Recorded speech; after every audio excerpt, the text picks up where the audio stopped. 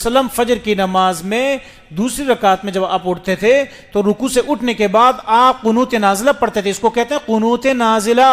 اللہم اہدنا فی من ہدیت وعافنا فی من عافیت وتولنا فی من تولیت وقنا شر ما قضیت فانک تقضی ولا یقضى علیک. یہ لمبی دعا ہے. نبی علیہ الصلوۃ والسلام پھر ان کو بدعا دیتے تھے اور اس میں مجاہدین کے لیے دعا اللہم انصر المجاہدین فی کل. اس کا اتنا خوبصورت الفاظ ہیں ان کے اور اتنا خوبصورت نظام ہے. اگر فجر کی نماز میں یہ پڑھی جائے تو آپ کے رونگٹے کھڑے ہو جائیں گے. اس کا اتنی خوبصورتی اس کے اندر. لیکن امام حنیفہ رحمۃ اللہ فرماتے ہیں کہ نہیں, یہ نبی علیہ الصلوۃ والسلام نے مخصوص وقت میں کیا تھا پھر چھوڑ دیا تھا, ہمیشہ نہیں کیا تھا. امام شافعی رحمۃ اللہ کیا کرتے ہیں؟ ہمیشہ کرتے ہیں. تو چونکہ اس میں خوبصورتی بہت ہے, مثلا میں فجر کی نماز میں ہم کھڑے ہیں اور رکوع کے بعد کھڑے ہو گئے اور میں نے کہا آپ سب آمین کہیں, اللہم انصر المجاہدین فی کل مکان. اللہ, اب دیکھ رہے ہیں اس کا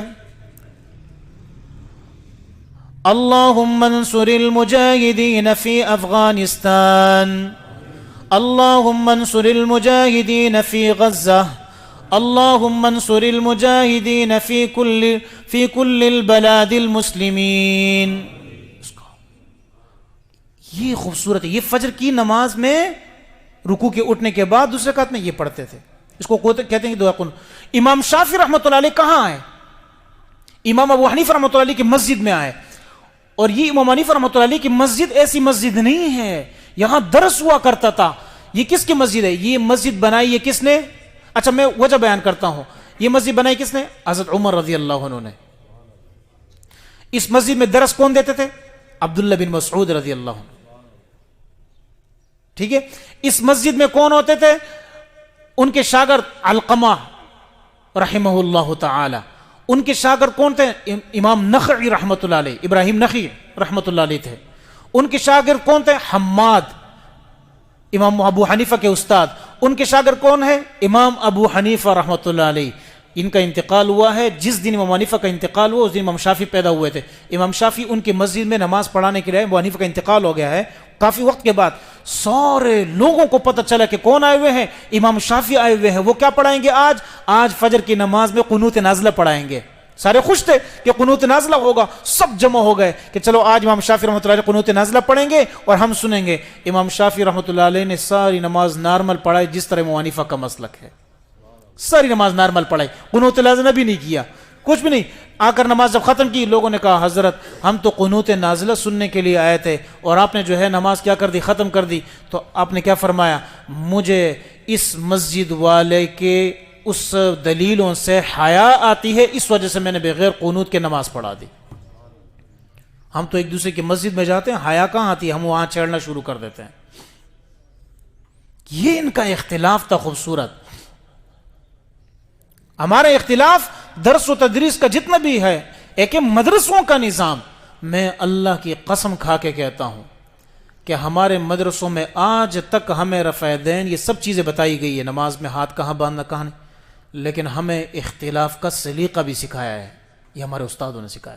میں اس پہ بھی قسم کھاتا ہوں, میرے استاد ہے حضرت مولانا شفیع صاحب, اور یہ غالباً القلم اخبار کا اداریہ لکھتے ہیں, یا الاسلام یا القلم کا لکھتے ہیں. یہ اداریہ لکھتے ہیں وہ مولانا جو ہے شفیع صاحب. ایک دفعہ انہوں نے کہا بیٹا تمہاری نسبت دیوبندیت کوئی مذہب نہیں ہے, دیوبندیت کوئی مسلک نہیں ہے, یہ غلط ہے. چونکہ وہاں سے علماء کا ایک سلسلہ پہلا مدرسہ بنایا گیا تھا انہی کے خلاف کہ انگریزوں نے اپنا نظام بنایا تو ہم نے اپنا ایک نظام بنا دیا, اور یہ نظام تعلیم سب سے پہلے رکھا گیا ہے, اس کی طرف نسبت ہوتی ہے. فرمایا خبردار اگر تم نے اپنے متبعین یا اپنے سامعین یا اپنے نمازیوں کو دیوبندی بنایا, یہ تم ان کے لیے نہیں ہے.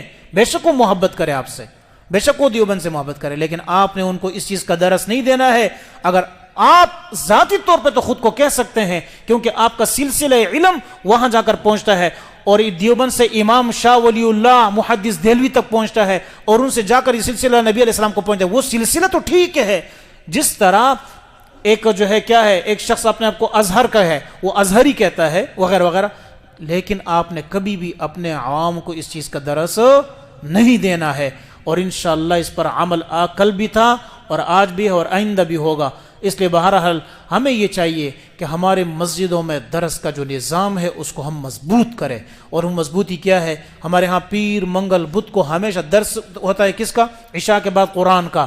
اس کو ہم مضبوط کریں، اس میں بیٹھیں. الحمدللہ اس میں وہ باتیں آتی ہے کہ کبھی سوچا بھی نہیں ہوتا. میں ٹائم مکمل ہو رہا ہے میں گزشتہ دن ایک درس دے رہا تھا. درس کے دوران میں نے ایک بات بتائی تھی اب حضرات کو کہ جب بھی کسی آیت کا آخر ہوتا ہے تو وہ پہلے سے کیا ہوتا ہے؟ اس کا جڑا ہوتا ہے، اس کا ایک تعلق ہوتا ہے. اس کو ترابط کہتے ہیں، ترابط. اب وہ ربط جو ہے، میں ایک آیت پڑھی وَمِنْ آیَاتِهِ مَنَامُكُمْ بِاللَّيْلِ وَالنَّهَارِ وَابْتِغَاؤُكُمْ مِنْ فَضْلِهِ. اللہ کی نشانیوں میں سے یہ ہے کہ تمہارا سونا اور دن کو تمہارا کاروبار کرنا. ان فی ذلک لآیات لقوم یسمعون. اس میں نشانیاں ہیں ان قوم کے لیے جو سنتے ہیں. تو میں حیران تھا کہ سننے کا نیند کے ساتھ کیا تعلق ہے. اب تفسیروں میں ڈھونڈا، کیونکہ ربط تو میں ضروری سمجھتا ہوں کہ کس طرح ربط ہے، ڈھونڈتا ہوں. مجھے تحریر و تنویر میں یہ ملا کہ یسمعون کا تعلق نیند سے اس لیے کہ جب ایک انسان نیند میں جاتا ہے تو گویا وہ موت میں چلا گیا. اللہ یتوفی الانفس حین موتہا. نیند کی طرف اللہ نے موت کی نسبت فرمائی ہے، موت میں چلا گیا.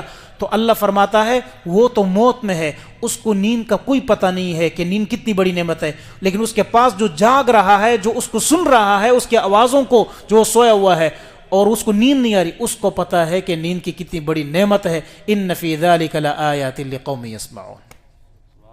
تو یہ کس سے ہے؟ درس سے. ہم کوشش کریں گے نا انشاءاللہ.